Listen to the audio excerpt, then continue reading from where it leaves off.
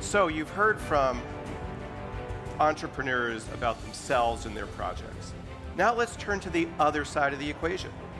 How do we scale both the breadth and the depth of the solutions, of the pipeline of solutions? Well, it takes capital, human and financial. And there's more than one way to approach that task. Now, as you've heard, we at Hevolution are taking a broad-based approach to grow this ecosystem by facilitating the development of new scientific ideas and scientific capacity, funding companies to translate those ideas into therapeutic potential, and bringing those new therapies forward in a globally accessible way. Let's now meet a group of investors who are taking their own unique approaches to scale and strategy.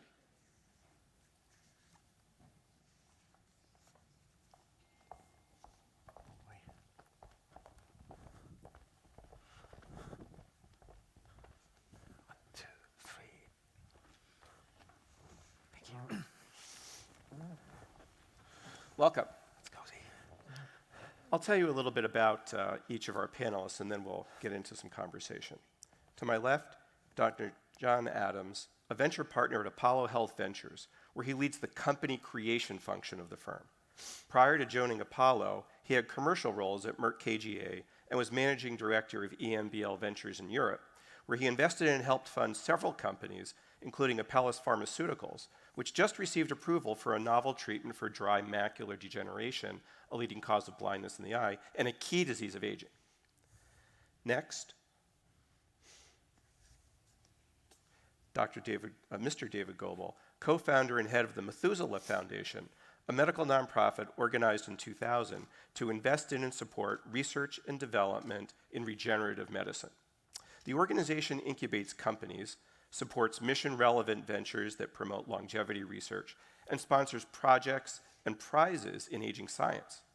Now, David is a serial tech entrepreneur and intriguingly spent several years with a title that is my new aspirational job for myself. He was the chief venture strategist at the U.S. Transportation Security Agency, where he conceived of and then ran the Department of Homeland Security's venture capital arm. Next to him, Dr. Inaki Berenguer, managing partner of LifeX Ventures, a venture capital firm devoted to building longer and better life for humans. He's a scientist turned successful entrepreneur who has been founder and CEO of 3 tech companies before turning his focus to life science. He has a PhD in engineering, was a Fulbright scholar. And Sergey, founder of the Longevity Vision Fund, which invests in leading biotechnology companies targeting the underlying causes of aging. He's also on the board of directors of the American Federation for Aging Research and on the innovation board of XPRIZE. Prior to the Longevity Vision Fund, he has 20 years of investment experience managing private equity and venture capital funds. So we've heard from entrepreneurs focusing on individual projects and companies. But as we put that together into a portfolio, I'm going to ask each of you, what's your approach and strategy in investing in longevity and healthy aging? And what's special about investing in this area? Jan, I'll start with you. Absolutely. Bill, thanks for the kind introduction, and thanks to the organizers to bring me here on this really inspiring event and also on this panel. Apollo is a venture capital fund. We have offices in Boston and also in Berlin, and we deploy capital exclusively to develop therapeutics in the aging and age-related disease space. So the underlying fundamental in doing this is really that we think that it's possible to disentangle the chronological age and the biological age, meaning that there are modalities out there are technologies out there with which we can impact on the speed that the biological age progresses, and ideally we will be looking to either slow down the pace, halt the pace, and long-term ideally reverse the pace of the biological clock ticking in everyone around here in the panel and in the audience. So the way we look at that is in 3 different buckets. It's basically on a genetic level, the way a cell executes a program. It's on a cellular level, and it's on an intracellular level, so how cells communicate. And in those 3 buckets, basically, we define, and we take this from current literature, so-called hallmarks of aging. So the modus operandi that we run at Apollo is that we get excited about really true fundamental biology in those hallmarks of aging, in the verticals, and look to translate those into viable companies and business plans. We do this with a very specific flavor, and there are two reasons to that. We call this company creation, or the venture labs, as Bill just mentioned, which I'm part of. We do this simply because the company creation, so really conceptualizing new companies around interesting science in those verticals on hallmarks of aging, because it's a huge value leverage for us and then also for the investors in our fund. The second and even more important reason we do this company creation is that currently, since it's still a really nascent field and early days in the longevity research and also in the opportunities that we see, is that we have to create those companies ourselves. Otherwise, it's going to be not scalable for the fund model. So I think there's really the value creation and also the scarcity of science that lends itself to be invested under in the age and age-related disease space brings us to this company creation model where we really look at tapping directly into science that's being done at academics, clinics, and research groups, looking to directly get in contact with scientific founders and then map out the trajectory, the short, medium, long-term value inflection points, bring in the talent, and obviously also first commercial money, and then just move this forward. Fantastic. David, Methuselah is set up in such a different way. What's your approach? We're a 501c3, which in the U.S. is a nonprofit. And along the way, we realized if we were ever going to get solutions to the clinic, it had to go through companies and go through regulation. And so we created a for-profit investment subsidiary called the M Fund. And it's out of that fund that we make our investments. We look at the landscape like a tree. Currently, most drugs are the leaves. So it's a sick care world, and the regulatory structures are biased toward solutions to the diseases that emerge. Our strategy is to go up the branches and find, as far down on the trunk of the tree, the origin of the conditions that leads to disease. And if you look at aging, it's really a syndrome that combines the decline of the trunk, if you will. The bark begins to come off. So that informs our investment portfolio. We use the nonprofit to give grants to drive scientists and entrepreneurs to proof of principle.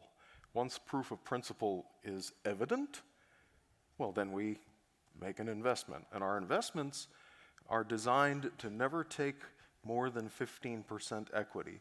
Our typical is around 7%. Typical investors say to us, "What in the world are you doing? You should take more. You're an idiot." Well, my wife would agree, but that's another topic.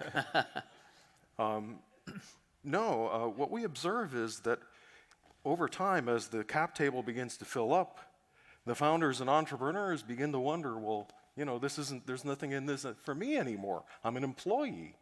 And so then they go off and do another startup.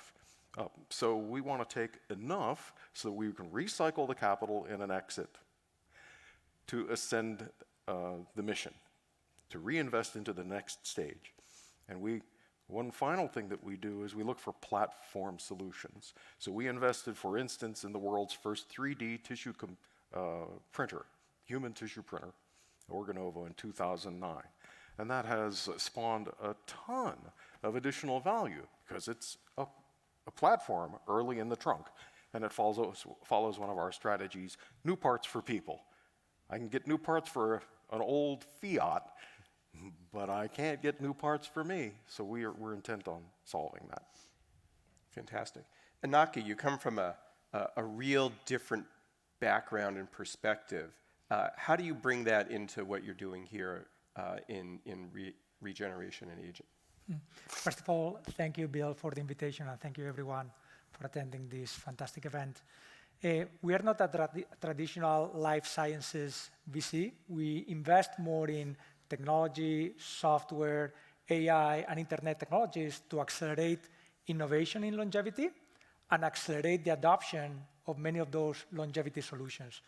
When we invest to accelerate innovation, we try to build technologies that run experiments faster and cheaper. Because today, running anything around biotech is very expensive, like organoids, synthetic biology, sequencing. Everything is very expensive today, but also like all the other tools that are being used in biotech and pharma, like collaboration tool, visualization tools, simulations, APIs, and that is going to make innovation cheaper, so more people are going to get into the category. The second thing is adoption and commercialization of many of these solutions. So even today, if you stopped all the science and discoveries happening in longevity, there are solutions to make people live another 10 or 20 years, but bringing what the rich people have access to the average person. For example, in the US, if you look at the top 10% of the population in terms of income, they live 13 years more than the bottom 10%, right? And this is not about new discovery. So how do you take that and you bring it to everyone? So the internet can be a very good catalyzer. We have seen that on access to information with Google, or access to education with Coursera, or access to private cars with Uber, or access to beautiful houses with Airbnb. So what can you do to take what the rich people have in terms of monitoring, diagnostics, better personalized medicine, and bring it to everyone, and the internet is that solution. Interesting. And Sergey, you've been an investor in so many different areas and so many different modalities. What's different about investing in this area, and how do you see that? Yeah, this is very interesting. As Bill explained, I came from very traditional investment background, doing pretty boring stuff like transportation, logistics, real estate for 20 years. So I got excited about investing in longevity back in 2018, and it was very few people in the sector, like David, some other role models for us. And I remember so many people came to me like, Sergey, are you crazy to establish this longevity vision fund? So our focus was always been affordability and accessibility aspect of new technologies. And that's why I'm so happy that basically many of our portfolio companies use science and technology to bring cost or efficiency improvement to the field, which is by 10, 20, not percent times better than the current intervention or current solution we have for particular disease or symptom. So we investing across the whole spectrum from early cancer diagnostic, that's $250 toolkit can actually identify 8 different types of cancer. This is much more democratic in terms of the access than anything else that we have today. Or use of AI for drug development, when you can compress 2 years of the initial drug discovery cycle into 2 months or so. And then organ regeneration, exactly what David mentioned. We're looking at opportunity to replace our organ like we replace spare parts in our cars as well. And I can go on and on, like gene editing, gene therapy. I'm so excited that finally we're living in a time when we can democratize access to healthcare for everyone, not for top 1% or top 10% of the population. Well, I could not agree more, and it's one of the most exciting opportunities here in age modification research and healthy aging investing is where the last epoch of biotech created phenomenal therapies that are phenomenally expensive and therefore accessible not to everybody. This is an opportunity to really democratize radical transformation. To that end, David, you've been in this field longer than most of us, almost all of us. As you've seen things evolve, what do you see as the biggest barrier to transformative innovation? So our first prize was the Methuselah Mouse Prize, because the barrier then was that if you tried to extend the healthy human lifespan as a scientist, your career was over. And so the Methuselah Mouse Prize changed that social dynamic. But then with time, we began to realize that animals were no longer a good model. They weren't as predictive as they needed to be. And in fact, about 9 out of 10 successes in mice will fail in humans. That's a 90% failure rate. Well, let's face it, as an investor, who's going to invest in a 90% failure rate? So we started working on a roadmap with NASA. We were partnered with NASA for a vascular tissue prize to create microvasculature, which would allow organs to be scaled up when printed or engineered.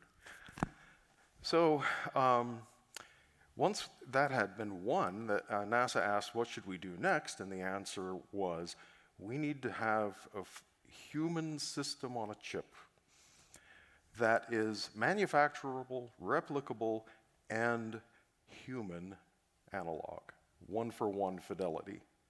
And that goes back to the early 1900s. Before there was an FDA, where the FDA came from was a thing called the Poison Squad. The Poison Squad was at the United States Department of Agriculture. Their first chief scientist came in and says, we don't know what's in the food. It turns out there was formaldehyde in the food, arsenic in the food, copper sulfate in the food, things that are well known now to kill you. Well, they didn't know then. And so the poor GSers, government service agents, he divided them into an A and B group, and you got free lunch. But you never knew if the free lunch was the tainted or the not tainted. They weren't well paid, so free lunch, even when tainted, was good enough for them. So at the Nuremberg Code, because of the Nazi experiments, human testing was ruled out by law. Just recently, because of some allies, the FDA Modernization Act was just passed. And that allows for testing other than in animals. Before that, you could test whatever you wanted, but if you hadn't done it in animals, we don't want to talk to you. We can't talk to you by law. Now that law has been repealed, it's modified. You can use algorithmic analog 3D human tissues. So that's great. So we feel that the greatest barrier is to move from a 10% at best success rate to a lift all boats 85% success rate. Without that, biotech is where money goes to die, and that's got to stop. Okay, thank you. So along those lines, we've talked about how there's lots of good science, but not enough. There's lots of good investors, but not enough. Lots of good opportunities, but not enough. I want to turn to how should we expand the investible universe for all of us? And I'll start with Jan. Yeah, I think as an investor, we have the privilege or the burden, depends a bit on where you are, that we have to really look at the whole value chain, starting from the innovation, as I said, coming out of the inventor's lab, up to a drug that gets to the market and beyond this. So let me look at those two extremes, basically, at the beginning and at the end. Yeah? And I'm just looking at it from an investor in certain portfolio companies. So it kind of resonates partially with what we heard in the last panel. No surprise there, but even goes beyond that. So let's look at the very early stages, at the innovation, so to say. Since we are, again, as said, at a really nascent stage with the longevity research from a basic R&D academic perspective, I think it would be super helpful, and I've seen that in many cases, looking either at science that we did not finance or in portfolios that we do have financed, that it would be super helpful for these having models, getting back to what you say, animal models or disease models or models that can really show an impact on a longevity biology later on beyond a certain disease setting. I think there a lot of investment, impact investing could be done to really help and provide the tools to the community and also provide certain standardization in the sense of, this is really what we want to look at if you want to see a certain effect here. The other one is data. And I'm here looking, and I've heard that in the panel, at the UK Biobank, for example. Also there we have, and I've seen concrete examples in the portfolio, that we would be, the field would be very much helped and advanced if people would be investing in biobanks, setting up longitudinal data in patients, in a population. I've seen the laudable initiative here in Saudi Arabia, just kicked off end of last year, beginning of this year. I think this really is the right way to do this. But then this data has to be made publicly available to biotechs, startups, investors, everybody in the ecosystem so that they can build on that. So that's one end of the spectrum. The other one is, we've also seen that it's about the longevity dividend in the sense of what's the business case behind that. So ideally, we would also see from a regulatory perspective an initiative, again, it has been discussed multiple times here, don't want to repeat that, really giving confidence and giving a framework in which we see that there's a path to a regulatory approval, either in a disease setting or in a health span setting.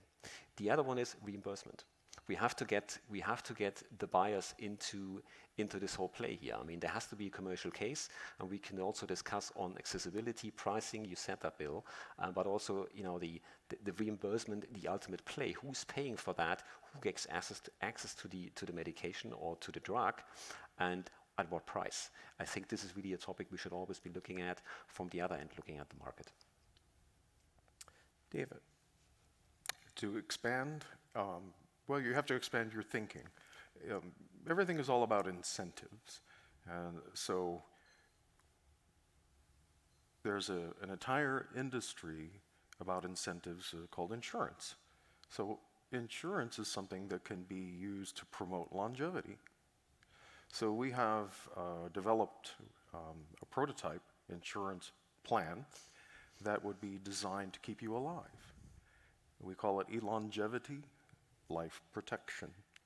The idea is, because we're a nonprofit, we can have premiums that are earned go to research and projects that will extend the healthy human lifespan. And using the methodology that we're using, whatever is not paid out in claims can in part go back to the participants to be something like a medical reimbursement account for longevity promoting artifacts like supplements, drugs, clinical visits. So you create a positive feedback loop, because if it's like term life insurance, you win when you die. I don't think that's winning. So we want life insurance that keeps you alive and incents you to stay alive and pays to keep you alive. So that's an example, kind of out of the box thinking. And the other is, we have this wonderful pipeline in development from organizations such as yourself and everyone on the panel, but we're going to need an ability to deliver it to an orthodox clinical setting. And so we are developing a franchising model for a Methuselah protocol that would be delivered in a retail environment, board-certified physicians delivering longevity treatments. Without that, you've got a pipeline and no delivery mechanism, so we're doing that. Excellent. Inaki, as you think about expanding the investible universe, how would you see that developing, and what do you think the field needs to achieve in order to attract investors from other areas? Yeah.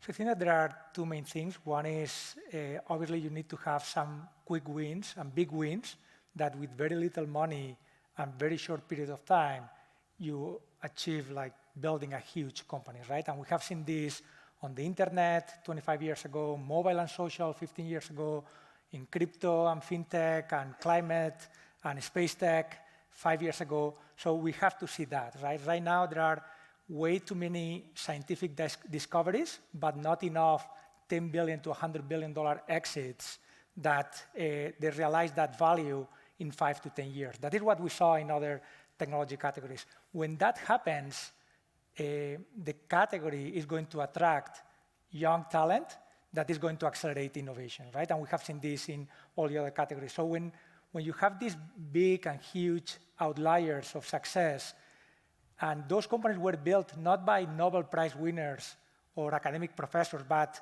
like very bright people from the top universities, but without a background in biology, and those become kind of heroes in popular culture, they are on the cover of magazines, then everyone wants to be attracted. And by the way, I think that is happening right now in longevity.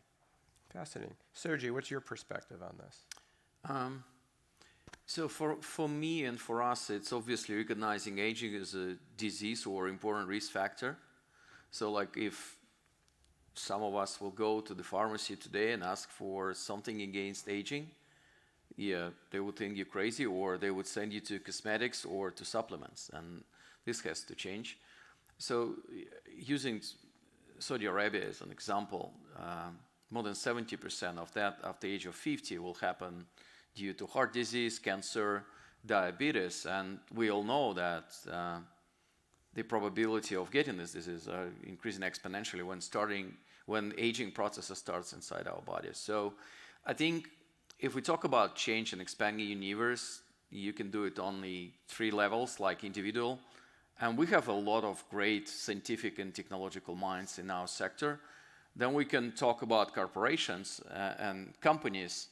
And we have a lot of great companies, investment funds in this sector as well. So now, and I think this is the role for the next 5 to 10 years for governments and for countries, is to bring this policy change, which will enable just huge inflow of talents and capital into the space. Like aging research today usually attracts probably $2 to $4 billion a year. Cancer alone is $100 billion plus R&D sector.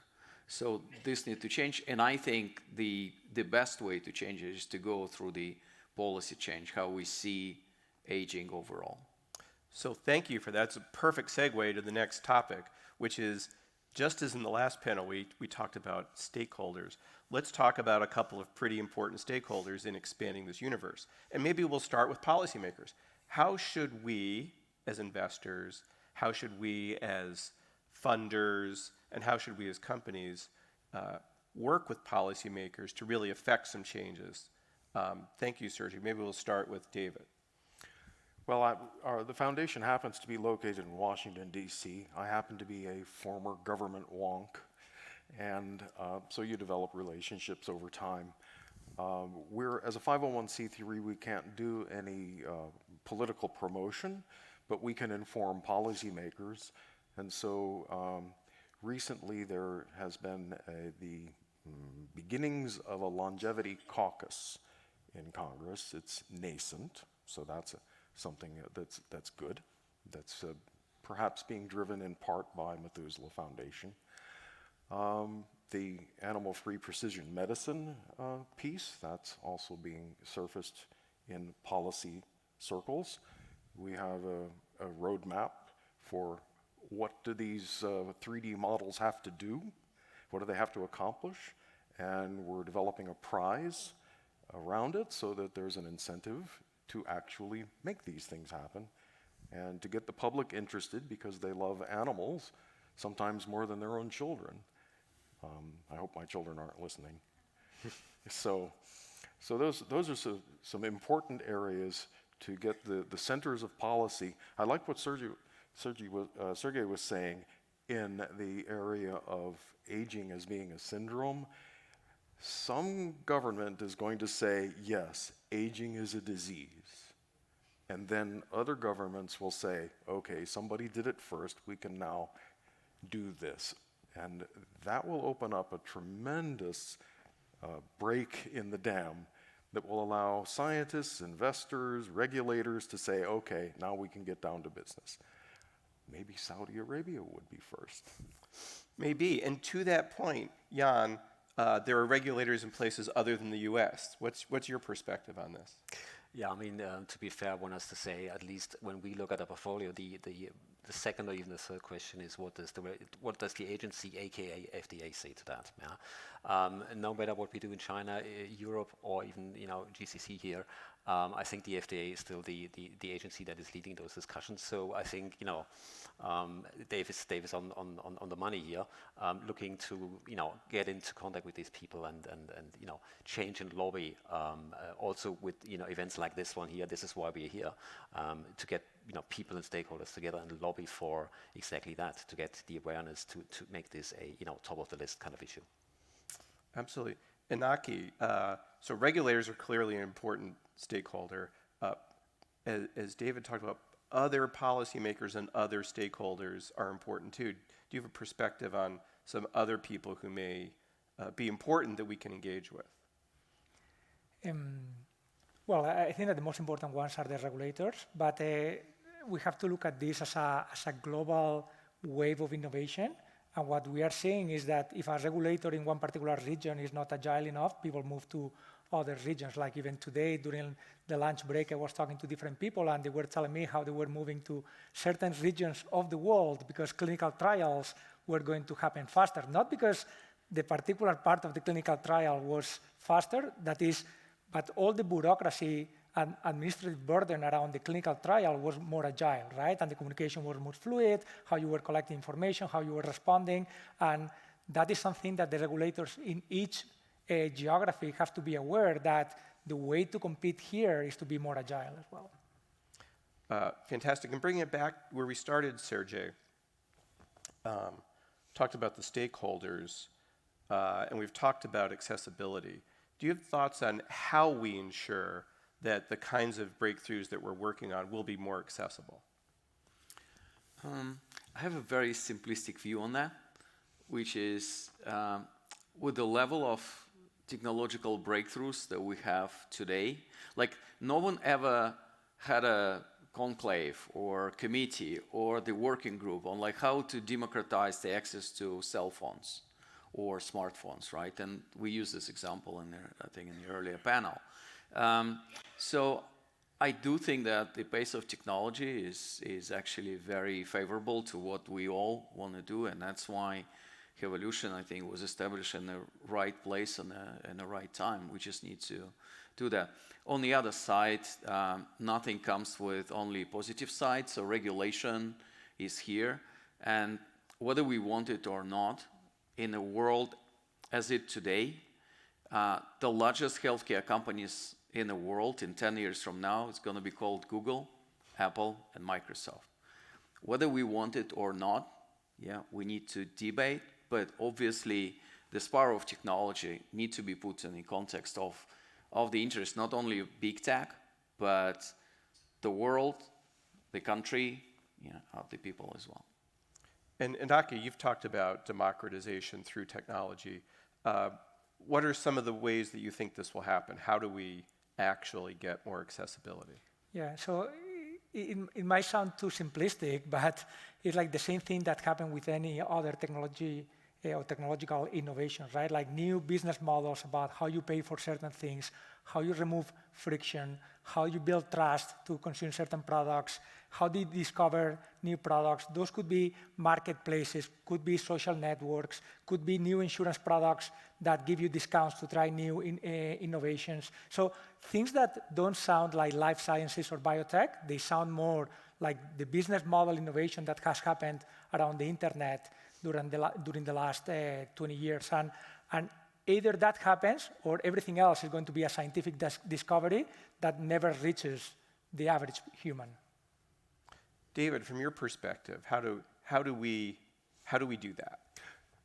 Mass production is a pretty well-established methodology. True. Interchangeable parts, those kinds of things. So our new parts for people strategy, Organovo, we have several portfolio companies. One is Volumetric, was acquired by 3D Systems.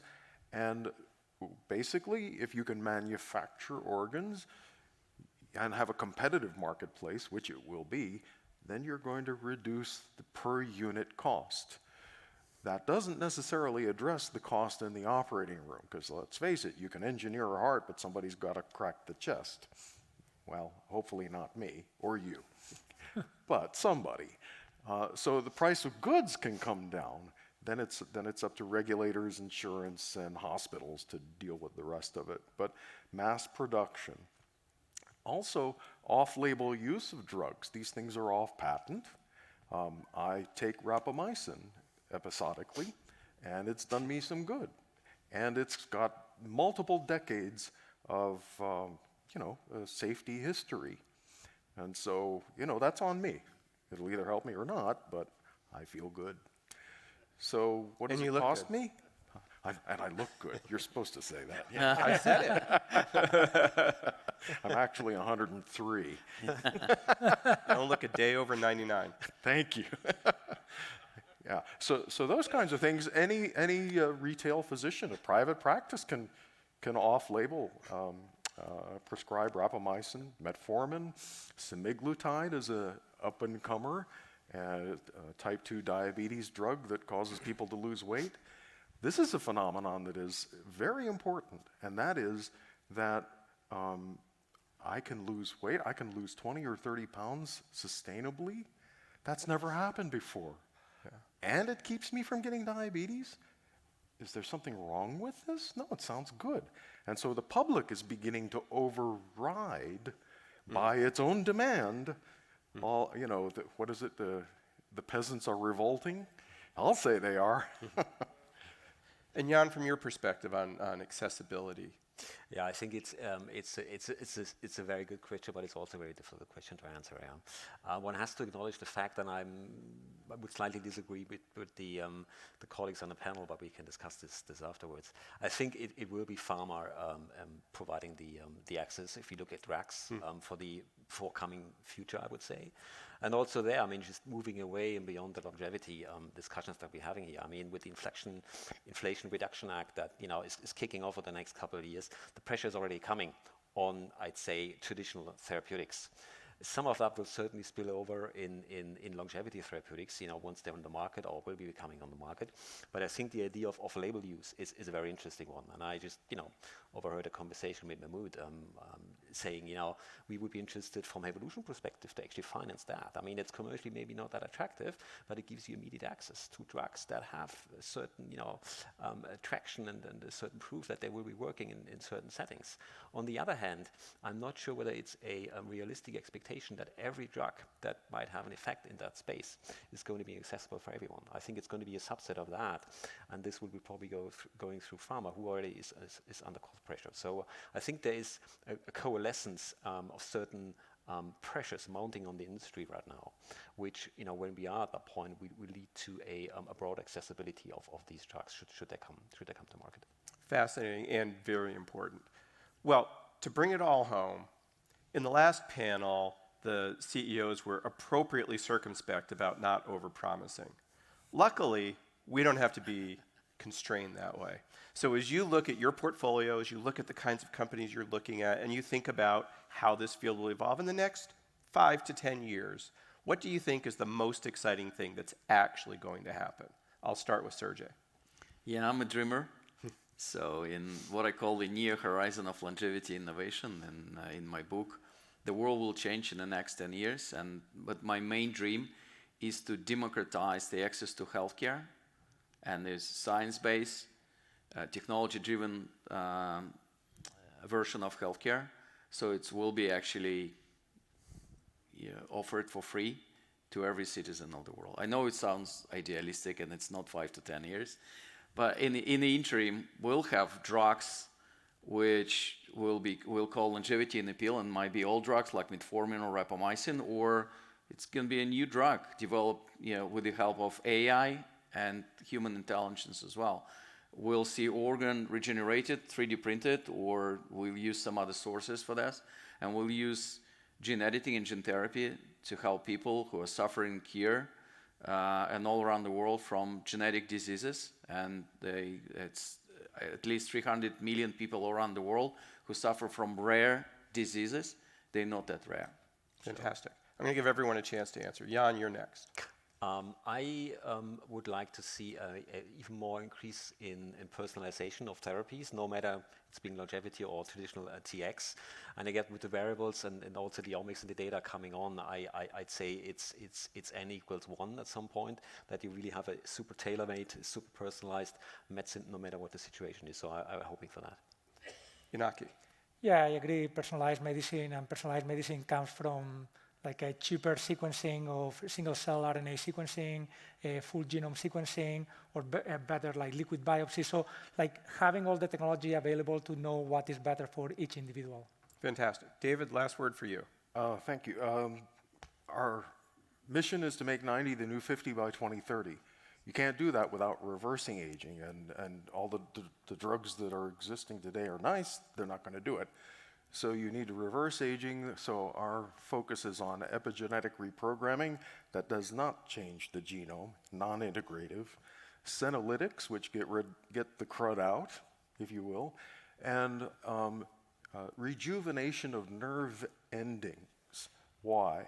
Well, if you can't feel your feet and other important body parts, then joy of life goes away. You wouldn't want to live a long time. So joy of life by nerve regeneration, for instance, is a very important area that we're working on.